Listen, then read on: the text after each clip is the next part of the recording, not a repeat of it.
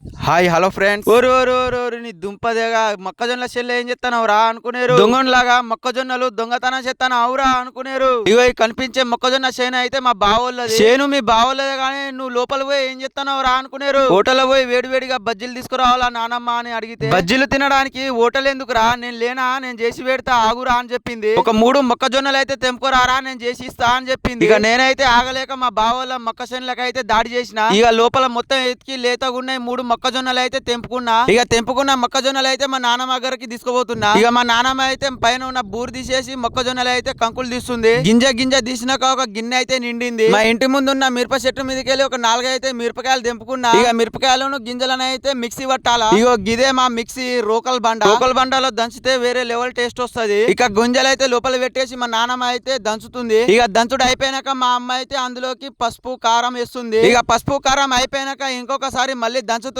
మా అమ్మ. ఇక దంచుడు అయిపోయినాక రౌండ్ గా చేసి నూనెలో అయితే వేస్తుంది. ఇక నూనెలో మంచిగా కాలనిచ్చి బయటకి అయితే తీసేయాలా. ఇక ఇట్లా మంచిగా బ్రౌన్ కలర్ లా వచ్చేదాకా వేపించి బయటకి అయితే తీసుకోవాలా. ఇక వేడి వేడిగా బజ్జీలు అయితే రెడీ అయిపోయినాయి. ఇక నేనైతే ఆగలేక లట్టుకున్న ఒకటి తీసుకొని నోట్లకి అయితే వేసుకున్నా. టేస్ట్ మాత్రం వేరే లెవెల్ ఉంది. ఎంతైనా అమ్మ చేసింది కదా స్వీట్ గానే ఉంటుంది. ఇక మా నానమ్మకు కూడా ఇచ్చిన. మా నానమ్మ అయితే తిని సూపర్ గా ఉన్నది అంటుంది. మీలో ఎంత మంది రోకల్లో నూరి బజ్జీలు చేసుకొని తిన్నారో కామెంట్ చేయండి. ఇంకా ఇలాంటి మంచి మంచి వీడియోస్ కోసం మన ఛానల్ ని సబ్స్క్రైబ్ చేసుకొని ఫాలో చేసుకోండి.